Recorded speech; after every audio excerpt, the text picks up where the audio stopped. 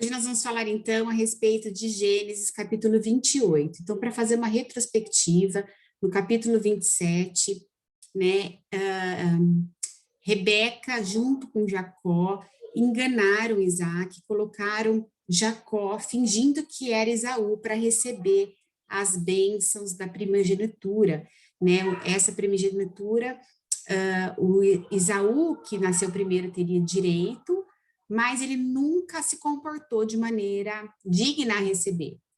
E Rebeca sabia disso e por isso queria que Jacó recebesse, mas de uma forma mentirosa. Ela e Jacó enganaram Isaac para tentar fazer do jeito deles, tentando passar por cima daquilo que Deus poderia fazer de uma forma correta. Então, aquilo que a gente falou, que os fins não justificam os meios.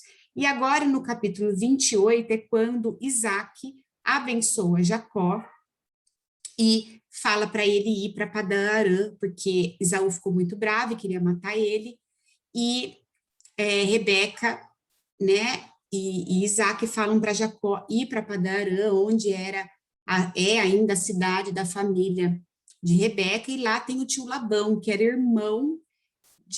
irmão de Rebeca, né, e falou para ele tomar por mulher, por esposa, uma das filhas de Labão, para que ele pudesse casar, né, com uma pessoa da mesma família, da mesma fé. Então, importante dizer que quando Jacó foi para Padã-Arã, ele já não era mais nenhum menino, ele já era, né, mais maduro. Ele sai da casa dos seus pais com 77 anos, ou seja, ele não era mais nenhum adolescente, nenhuma criança. E Jacó, então, a gente não pode dizer que ele era um jovem imaturo quando ele sai da casa dele, mas ele sai porque ele deixa para trás essa ameaça de morte de Esaú, que é seu irmão, né? Porque Esaú estava com ódio dele e foi rumo à casa de Labão, que é seu futuro sogro. E essa jornada, essa distância entre onde eles estavam, né, Canaã até Padã-Arã, era uma distância de 800 quilômetros, ou seja, era muito longe. Desculpa, ele estava em Berseba, né, e vai para Padã-Arã. Então, são 800 quilômetros, é uma jornada de 3 dias andando. E nessa jornada, né, nesse caminho, ele teve um sonho. E a gente percebe que nessa distância, Deus trabalha para ter um encontro pessoal com Jacó, que até então, Jacó sempre se referiu a Deus como Deus do seu pai Abraão, do seu avô Abraão e do seu pai Isaque.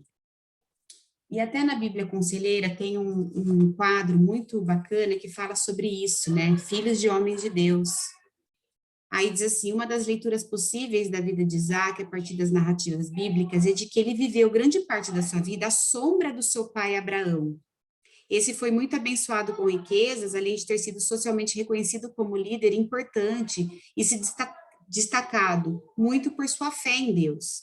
Mas, para o próprio Isaac, pode ser que a dedicação do seu pai a Deus tenha causado um trauma que quase acabou com a sua vida ainda na adolescência. Depois, por muitos anos, talvez lhe tenha sido difícil cultuar a Deus e erguer altares para honrá-lo. É possível que ele se sentisse mais neto do que filho de Deus. Hoje também vemos filhos de líderes de povo de Deus que têm sua própria vida de fé prejudicada. Às vezes, tal como aconteceu com Isaac, eles também têm dificuldade para desenvolver uma liderança própria. Porque vamos lembrar, né, Isaac, ele teve o seu relacionamento mais secundário com Deus, porque ele se prendia muito a essa questão do seu pai ser Abraão, que era o filho da fé, né, que era o pai da fé, e ele tinha um relacionamento mais de ver o culto entre Deus e Abraão, e ele era mais filho, né, Ele era mais neto de Deus do que filho. Só que Deus não abandona esses netos, né? Ele procura ter um relacionamento pessoal também. E lá em Gênesis capítulo 26, a gente vê como Deus dirige uma série de circunstâncias que vão possibilitar Isaac de desenvolver esse relacionamento com Deus, que também é seu. Por que que Isaac teve isso balançado na vida dele? Lembra que Deus pediu para Abraão sacrificar Isaac como prova da fé. Então, isso para ele deve ter ficado algo assim forte, né?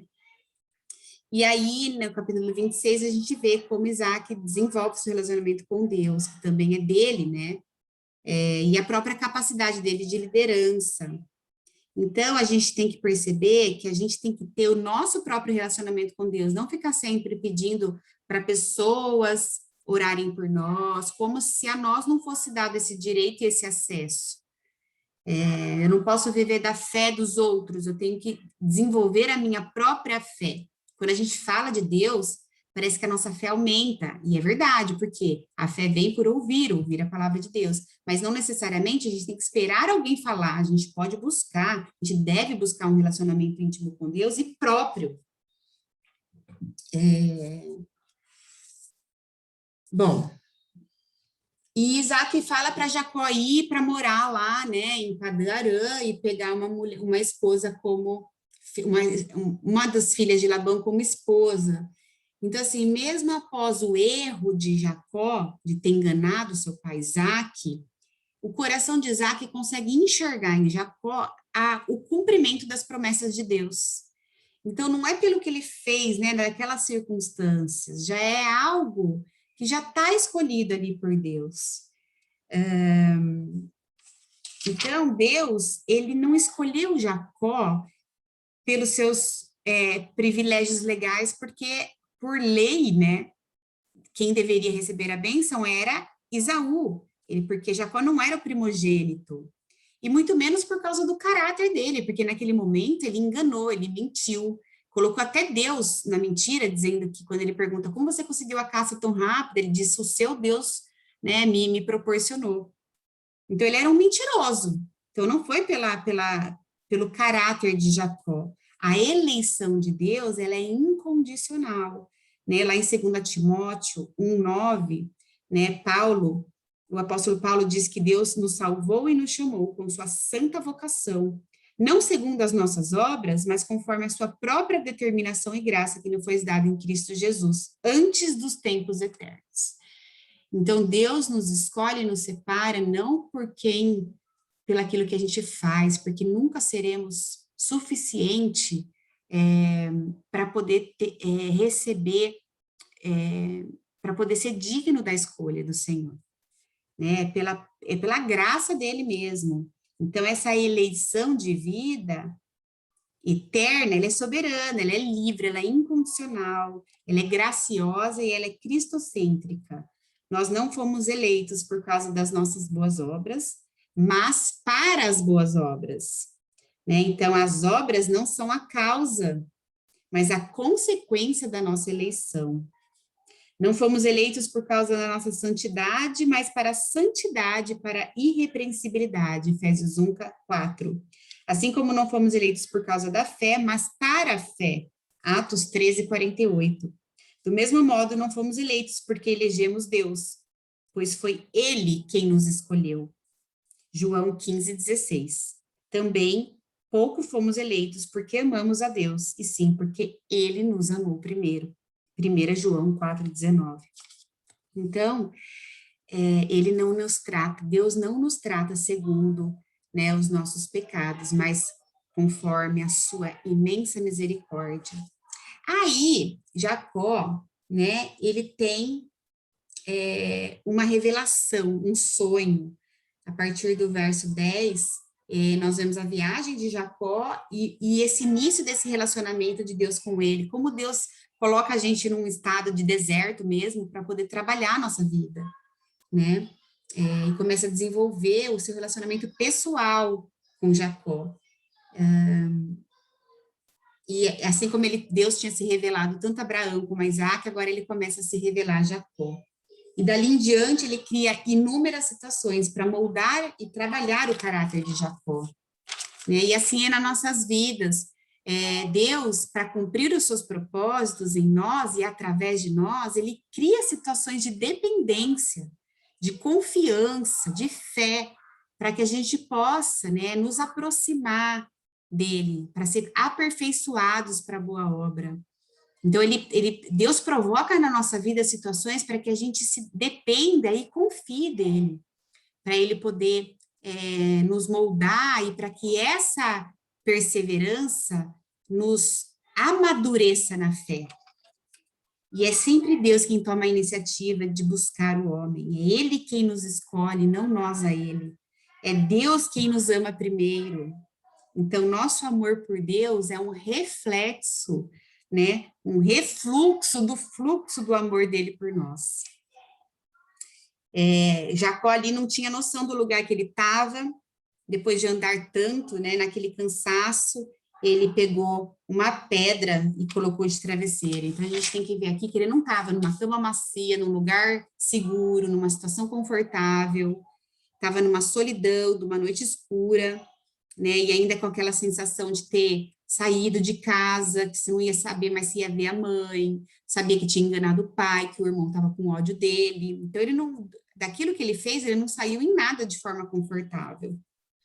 E ainda assim, né, Deus dá a ele um sonho em que deixa para ele uma certeza de um futuro próspero, né? Ele não tem um sonho daquilo que ele fez e para ele remoer uma culpa, né? Não tem repreensão, é um sonho para dar para ele esperança, né? Concedendo bênção e as promessas. Então, não importa as nossas dores do passado, os nossos temores futuros, né? Não importa se os nossos amigos voltaram contra nós, a família, se a gente está doente, se a nossa autoestima está baixa. O importante mesmo é saber que onde quer que a gente esteja, ali Deus pode abrir uma porta para nós, né? Esses dias eu estava vendo alguma parte na Bíblia que falava que eles não tinham saída, né? Quando o povo de Israel estava brigando com o povo de Judá e o povo de Israel estava desviado, tinha arrumado outros deuses para cultuar, e o povo de Judá tinha muito menos pessoas para lutar, e o povo de Israel tinha feito uma emboscada, então eles não tinham saída nem para o lado, nem para frente, nem para trás, mas eles olharam para o alto, né? E Deus deu a eles o inimigo e eles tiveram vitória. Então, é importante a gente sempre saber que não importa a situação que a gente esteja, a gente tem que olhar para o alto. E nesse sonho, ele vê uma escada, né, que anjos de Deus subiam e desciam, e essa escada é o símbolo de Cristo, né, ele é o caminho de acesso a Deus, ele é o mediador entre Deus e os homens. E esses anjos, né, eles estão conosco, eles ministram a nosso favor. A Escritura diz que, embora os anjos sejam invisíveis aos nossos olhos, eles são incontáveis, em Hebreus 12, 22. Valorosos em poder, que executam as ordens de Deus e obedecem às suas palavras. Salmo 103, 20. Eles são espíritos ministradores, enviados para serviço a favor dos que hão de herdar a salvação. Hebreus 1, 14. Os anjos têm especial interesse no povo de Deus e trabalham para os que herdarão a salvação, visando seu crescimento na graça. Né? E o Senhor está no topo da escada e no pé da escada, perto de Jacó. Então, ele habita no alto, no sublime trono, e também habita, né, no contrito de coração abatido. Então, se a gente quer contemplar Deus com os olhos da fé, né, a gente deve olhar não apenas para as alturas, mas também ao nosso redor, pois Ele está conosco todos os dias, em todas as circunstâncias. E ele promete a Jacó sua companhia, sua proteção. Lá no versículo 15 desse capítulo 28, diz assim, ó, eis que estou contigo e te guardarei por onde quer que fores. Então, essa presença e essa proteção garantida a Jacó em todo lugar, em todo tempo, em todas as circunstâncias, é algo assim, né, que tremendo, né? E ele promete que vai trazer Jacó de volta para casa, para cumprir as promessas dele. Ele fala, e te farei voltar a esta terra, porque te porque te não desampararei até cumprir eu aquilo que hei referido. Então, ele está indo, né, para um lugar, mas temporariamente, porque ele sabe que Deus o traria de volta. Então, essa revelação de Deus produz no coração de Jacó um senso de pecaminosidade, né? Conforme a gente se aproxima de Deus, a gente consegue enxergar a nossa condição de pecado. Onde a gente acende a luz, a gente consegue enxergar aquilo que não está correto. E isso levou ele a adorar a Deus, né? Então, ele ficou... As primeiras palavras dele, quando ele acorda, são de temor, né? São de adoração. E ele sente esse temor, mas não aquele temor que o ímpio fica quando se apresenta a Deus. É um temor que leva a uma submissão devota, né? E na presença de Deus, Jacó compreende o seu pecado. Quem teme a Deus não tem medo dos homens, e quem anda pela fé não precisa tramar. Quando a gente anda pela fé, a gente não precisa tramar nada contra ninguém. A gente tem que deixar Deus organizar a situação para que as coisas que Ele quer se cumpra, porque os planos de Deus não podem ser frustrados, mas se a gente se mete e faz as coisas erradas, a gente causa confusão para nós mesmos, né? E ali Jacó edifica um memorial a Deus. Percebe que quando Jacó tem um encontro pessoal com Deus, ele consegue enxergar o seu pecado. E quando a pessoa só tem remorso por aquilo que ela fez, com medo das consequências de algo errado, isso não é temor a Deus, isso não é arrependimento. O arrependimento, quando a gente enxerga o nosso estado de pecado, é aquele arrependimento que faz com que a gente mude as nossas atitudes, porque a gente não quer decepcionar a Deus. Né? E ele faz um memorial com aquela pedra, que era a única coisa que ele tinha, e ele derrama azeite nela, né? O azeite, ele era um ato de consagração. O que é consagrar? É separar de forma sagrada, né? Por quê? Porque o azeite é um óleo que representa essa separação. Por quê? Porque é um líquido que não se mistura com nenhum outro. O azeite é puro, ele não se mistura com mais nada. Então, ele unge, né? A palavra ungir significa melecar, como se fosse melecar, tingir, né? Ungir. Então, assim, ele é separado, elevado acima de todos os outros, quando se consagra algo a Deus.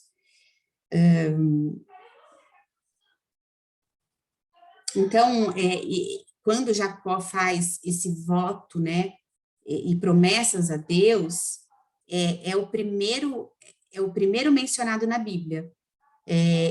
O voto, o que ele é? Ele é uma promessa de um comportamento, de certo modo, né, sendo realizado com certos atos para atingir certos alvos e oferecer certos dons. Então, a gente oferece algo a Deus como um voto, né, de amor, de gratidão, de devoção.